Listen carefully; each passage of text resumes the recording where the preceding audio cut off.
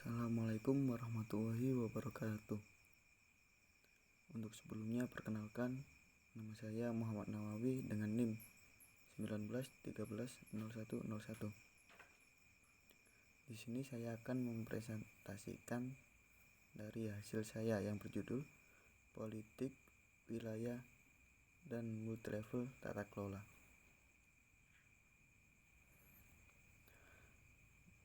Politik multilevel. Politik merupakan ilmu untuk mengatur jalannya suatu pemerintahan. Politik juga memiliki dimensi spasial atau teritorial. Kekuasaan politik selalu dikaitkan dengan penguasaan wilayah karena memungkinkan adanya penguasa baik untuk mengekstraksi sumber daya dan untuk mengontrol populasi yang ditentukan secara geografis. Namun, perjuangan untuk koloni Eropa di Afrika dan Asia selama 19 abad dimotivasi oleh rasa yang lebih tinggi dari tautan ini, yang menggambarkan beberapa orang berpendapat bahwa nasib negara pada dasarnya ditentukan oleh geografis faktor. Ini memunculkan disiplin geopolitik. Persatuan dan koherensi negara bangsa telah dikompromikan dalam beberapa dekade terakhir. Meskipun pertumbuhan tanggung jawab sosial dan ekonomi negara memicu sentralisasi politik, selama tahun 1960-an dan 1970-an kekuatan penyimpang muncul, terutama melalui kecenderungan untuk mendefinisikan identitas dalam istilah budaya atau etnis.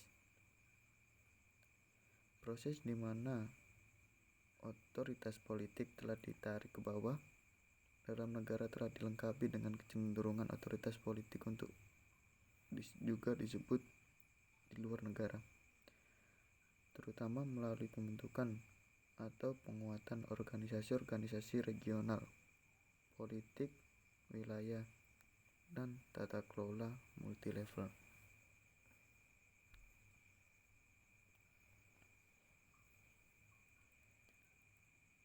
Tata kelola multilevel. Tata kelola multilevel adalah proses kebijakan yang kompleks di otoritas politik yang mana didistribusikan di berbeda tingkat teritorial pengumpulan. Vertikal, konspirasi bertingkat tata kelola memperhitungkan dari saling ketergantungan aktor dalam kebijakan proses di subnasional, nasional, dan transnasional tingkat, menciptakan cairan proses negosiasi. Banyak kerumitan tata kelola multilevel berasal dari horizontal, perkembangan seperti pertumbuhan hubungan antar negara baik dan aktor non-negara, dan munculnya bentuk-bentuk baru dari publik, swasta, kementerian.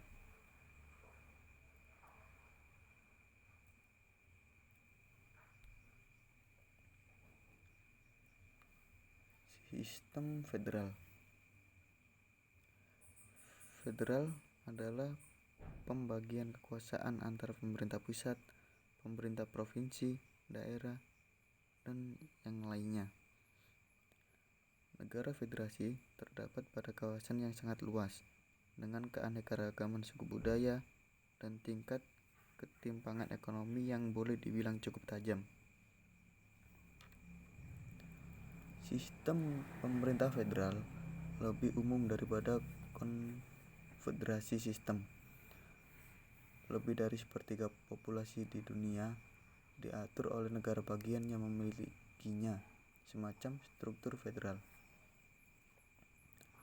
Federasi adalah bentuk perantara politik organisasi yang terletak di antara konferensi dan negara kesatuan. Sistem federal didasarkan pada kompromi antara persatuan dan keragaman daerah, antara kebutuhan akan kekuasaan pusat yang efektif dan perlunya pemeriksaan atau batasan pada kekuatan itu.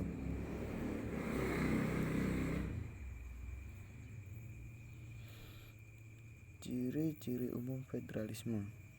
Yang pertama adalah konstitusi tertulis. Yang kedua adalah wasit konstitusional.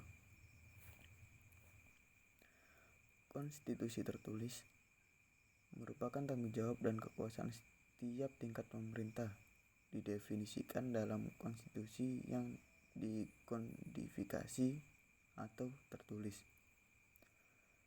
Oleh karena itu, hubungan antara pusat dan pinggiran dilakukan dalam kerangka hukum formal.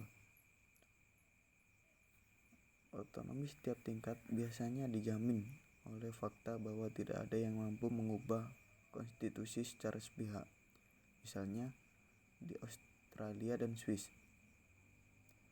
Amandemen konstitusi juga harus diratifikasi dengan referendum afirmatif.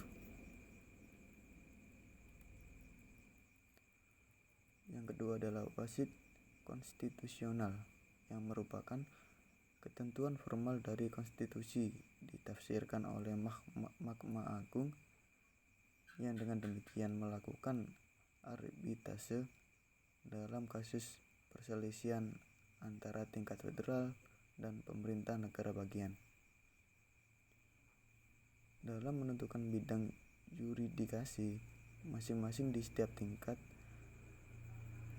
Badan Peradilan dan Sistem Federal dapat menentukan bagaimana federalisme bekerja dalam praktiknya, yang tak terelakkan menarik peradilan ke dalam proses kebijakan. Sentralisasi yang terjadi di semua sistem federal pada abad ke-20 selalu disetujui oleh pengadilan. Lembaga-lembaga yang terkait keuntungan federalisme, yang pertama adalah memberikan suara politik yang terjamin kepada suara lokal dan regional. Yang kedua, menciptakan jaringan check and balance untuk melindungi kebebasan individu. Yang ketiga, mekanisme kelembagaan yang dapat digunakan untuk mempertahankan masyarakat yang terpecah-pecah dan koherensi sistem pemerintahan federal.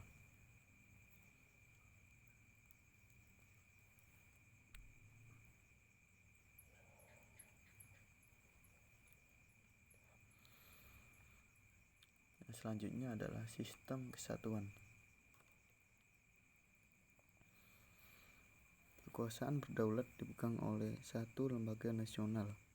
Namun dalam praktiknya, hubungan antara pusat dan pinggiran sama rumitnya dengan sistem federal. Dua bentuk kelembagaan yang berbeda dari otoritas federal ada di negara kesatuan: pemerintah daerah dan majelis yang dilimpahkan. Masing-masing memberikan bentuk yang berbeda pada hubungan pusat pinggiran sistem kesatuan.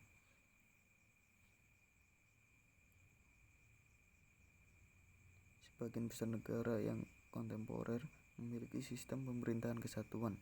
Ini memberikan kekuasaan kedaulatan dalam satu lembaga nasional. Di Inggris, lembaga ini adalah parlemen yang memiliki setidaknya secara teori otoritas legislatif yang tak tertandingi dan tak dapat ditandingi. Parlemen dapat membuat atau membatalkan undang-undang yang diinginkannya. Kekuasaannya tidak diperiksa oleh konstitusi yang dikodifikasi atau tertulis. Tidak ada badan legislatif Inggris yang dapat menentang otoritasnya, dan hukum mengungguli semua bentuk hukum Inggris dan Skotlandia.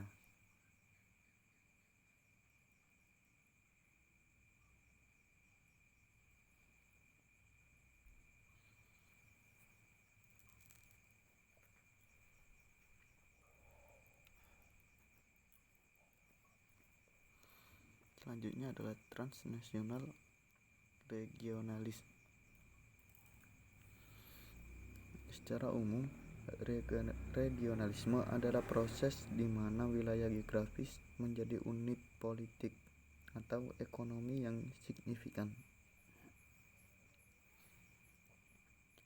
Regionalisme dan keamanan muncul pada awal periode pasca 45 melalui pertumbuhan organisasi pertahanan regional yang memberikan ekspresi pada ketegangan strategis baru yang dihasilkan oleh Perang Dingin. Politik regionalisme telah menyaksikan pembangunan organisasi seperti Liga yang dibentuk pada tahun 45 untuk menjaga kemerdekaan dan kedaulatan negara-negara Arab, Dewan Eropa yang didirikan pada tahun 1949 dengan tujuan menciptakan area demokrasi dan hukum bersama di seluruh benua Eropa, dan Organisasi Kesatuan Afrika yang didirikan pada tahun 1963 untuk mempromosikan pemerintahan itu sendiri dan kemajuan sosial di seluruh benua Afrika, dan digantikan oleh Uni Afrika pada tahun 2002. Dorongan paling signifikan terhadap regionalisme transnasional tidak diragukan lagi. Oleh karena itu, regionalisme ekonomi adalah bentuk utama integrasi regional dan telah menjadi lebih sejak munculnya apa yang disebut regionalisme baru pada awal 1990-an.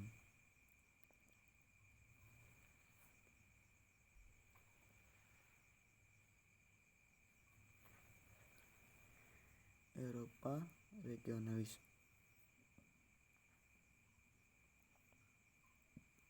Eropa membuat beberapa organisasi untuk mempermudah bagaimana cara kerja negara tersebut, yang antara lain Komisi Eropa, Dewan Eropa, Parlemen Eropa, dan Pengadilan Eropa.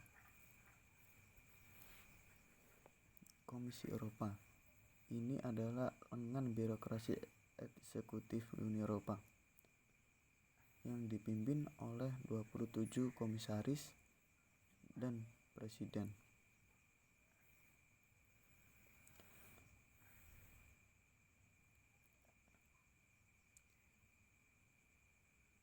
Itu mengusulkan undang-undang adalah pengawas yang memastikan bahwa perjanjian dihormati dan secara luas bertanggung jawab implementasi kebijakan. Yang kedua adalah Dewan. Dewan ini adalah cabang pengambilan keputusan dari Uni Eropa dan terdiri dari menteri dari 27 negara bagian yang bertanggung jawab kepada majelis mereka sendiri dan pemerintah. Kepresidenan Dewan Menteri bergilir di antara negara anggota setiap 6 bulan. Keputusan penting dibuat dengan kesepakatan bersama, dan keputusan lain dicapai melalui pemungutan suara mayoritas yang memenuhi syarat atau dengan mayoritas sederhana. Yang ketiga adalah Dewan Eropa. Dewan Eropa secara informal disebut dengan KTT Eropa. Ini adalah forum senior di mana kepala pemerintahan didampingi oleh orang asing menteri dan 2 komisaris. Membahas keseluruhan arah kerja serikat. Dewan bertemu secara berkala dan memberikan kepemimpinan strategis untuk Uni Eropa.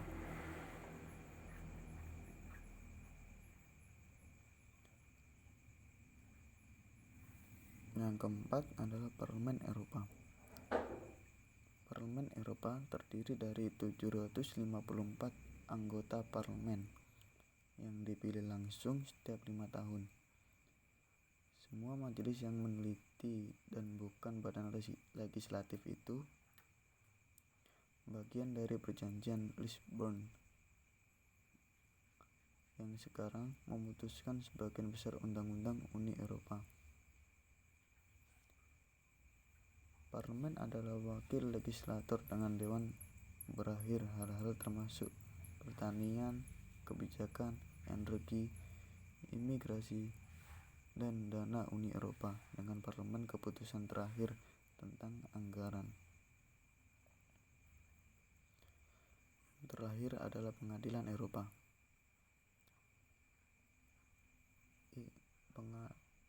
Pengadilan Eropa yaitu ECJ menafsirkan dan mengadili hukum Uni Eropa.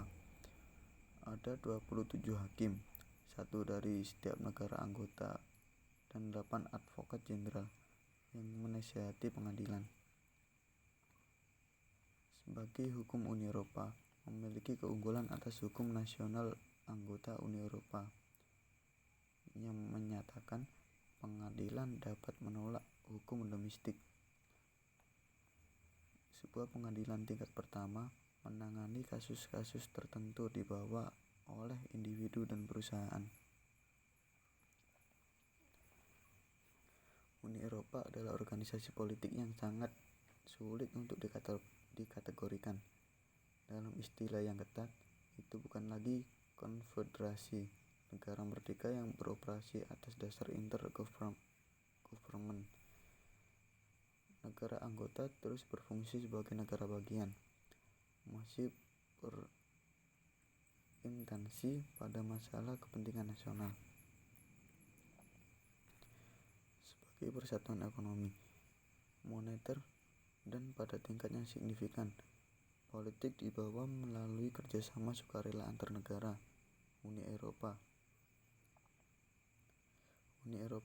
adalah badan politik yang unik, satu-satunya eksperimen asli dunia yang supranasional pemerintahan. Sekian presentasi dari saya. Apabila ada kesalahan pengucapan, kata, dan intonasi maupun materi, saya mohon maaf yang sebesar-besarnya. Wassalamualaikum warahmatullahi wabarakatuh.